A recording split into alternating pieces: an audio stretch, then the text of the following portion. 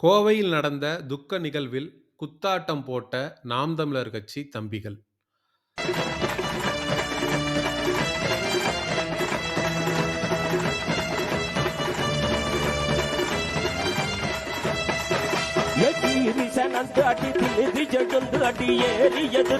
பொதுவாவே நாம் தமிழர் கட்சி தம்பிகள் மீது எனக்கு ஒரு பேரன்பும், மதிப்பும், மரியாதையும் எப்பொழுதும் இருந்ததுண்டு. ஏன்னா, அண்ணன் சீமான் அவர்களுக்கு பின்னாடி ஒரு இராணுவ கட்டமைப்பு போல ஒழுக்கத்துடனும், அறத்துடனும் பின்னால் நின்று இயங்கக்கூடியவர்கள் வந்து நாம் தமிழர் கட்சி தம்பிகள்.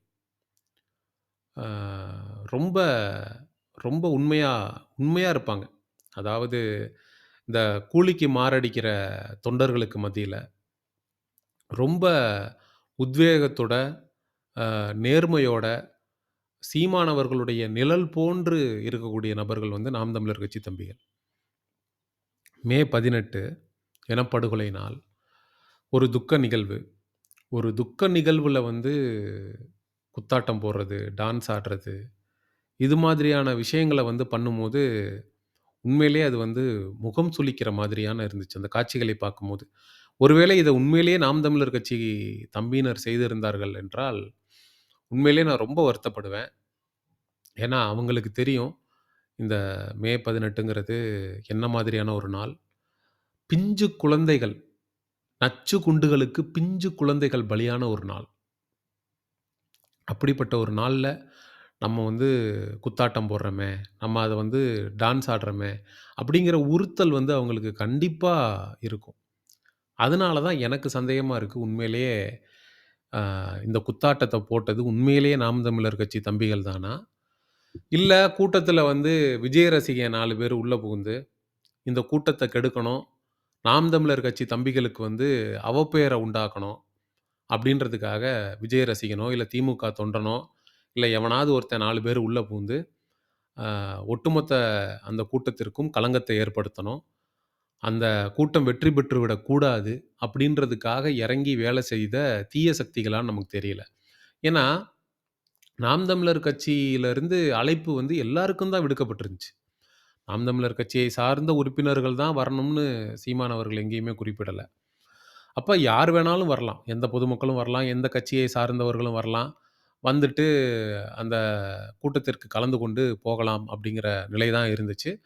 அ வந்தவங்கள உள்ள வந்து செக் பண்ணி அனுப்பல. உறுப்பினர் கார்ட வாங்கி பார்த்து, "நீ உண்மையிலேயே நாம் தமிழர் கட்சியில தான் இருக்கியா?" அப்படின்லாம் பார்த்துட்டு செக் பண்ணிலாம் அனுப்பல. அங்க நெறைய பேர் வந்திருந்தாங்க, கலந்துகிட்டு இருந்தாங்க. உண்மையிலேயே நாம் தமிழர் கட்சியை நேசிக்கக்கூடியவரும், அ சீமான் அவர்களுடைய கொள்கைகளை வந்து பின்பற்றக்கூடிய எவனும் இத செஞ்சிருக்க மாட்டான். அப்ப தான் நமக்கு சந்தேகம் வருது. இத வந்து எடுத்து பரப்புறது யாருன்னு பார்க்கும்போது தான், ஆஹா! மண்டையில இருக்க கொண்டைய மறந்துட்டீங்களேடா! இத எடுத்து சமூக ஊடகங்கள்ல பரப்புறவன் எவன்னு பார்த்தா விஜய் ரசிகர்கள், தாவேகா தொண்டர்கள். அப்ப புரிஞ்சு போச்சுடா. திட்டம் போட்டு நீங்க ஒரு 4 பேர் கூட்டத்தில ஊடுருவி, அங்க நாங்க டான்ஸ் ஆடுற மாரி ஆடுறோம். நீ வீடியோ எடுக்கிற மாரி எடு. நம்ம கொண்டு வந்து பரப்பி நாம் தமிழர் கட்சிக்காரனுக்கு ஒரு கெட்ட பேர, அவப்பேர ஏற்படுத்திட்டு போயிருவோம். அப்படிங்கிறத தவிர்த்து வேற என்னவா இருக்க முடியும்? ஏன்னா எனக்கு தெரிஞ்சு இத 99.9 விழுக்காடு நாம் தமிழர் கட்சி தம்பிகள் செய்திருப்பதற்கான வாய்ப்பு இல்லை. அப்படிங்கிறத நான் ஆணித்தரமாக சொல்லிக்கொள்ள என்னால முடியும். எவனும் இத செய்ய மாட்டான். இத வந்து பரப்புபவர்கள் யாருன்னு பார்க்கும்போது, தாவேகா தொண்டன் தான் எடுத்து பரப்பிக்கிட்டு இருக்கான். அப்போ உள்ள டான்ஸ் ஆடுனவனும் யாரு? இந்த கூத்தாடுற மனநிலை யாருக்கு வரும்? கூத்தாடிக்கு ரசிகனா இருக்கிறவனுக்கு தானே இந்த கூத்தாடணுங்கிற அந்த எண்ணம் வரும். ஒரு துக்க நாளுக்கு போய் எவனாவது ஒருத்தன் எந்திரிச்சு நின்னு டான்ஸ் ஆடுவானா? ஒருவேளை அந்த 0.1% நாம் தமிழர் கட்சி தம்பிகள் இதை செய்திருந்தால், இது கண்டனத்துக்குரியது. வன்மையாக நான் கண்டிக்கிறேன். இத எல்லாரும் கண்டிக்கணும். இத வந்து யாரு செய்திருந்தாலும் தவறுங்கிறதுல எனக்கு எந்த விதமான மாற்று கருத்தும் இல்ல. ஒருவேளை இத நாம் தமிழர் கட்சி தம்பிகள் செய்திருந்தால் கூட, எவனோ ஒரு 3 பேர் செஞ்சதுக்கு சீமான் அவர்களும், அங்க இருந்த ஒட்டுமொத்த நாம் தமிழர் கட்சி தம்பிகளும் ஆ பதில் சொல்ல முடியாது. இன்னொன்னு என்னன்னா, நாம் தமிழர் கட்சியில வந்து 90 விழுக்காடு அ தொண்டர்கள் வந்து தற்குறிகள் கிடையாது. தாவேக்கால இருக்கிற மாரி, தாவேக்கால இருக்கிறவன்ல வந்து 100ல 10 பேர் இருக்கிறவனுக்கு தான் அறிவு இருக்கு. மிச்சம் இருக்கிற 90 விழுக்காடு வந்து எல்லாருமே தற்குறிகள் தான். அதுல எனக்கு மாற்று கருத்து இல்ல.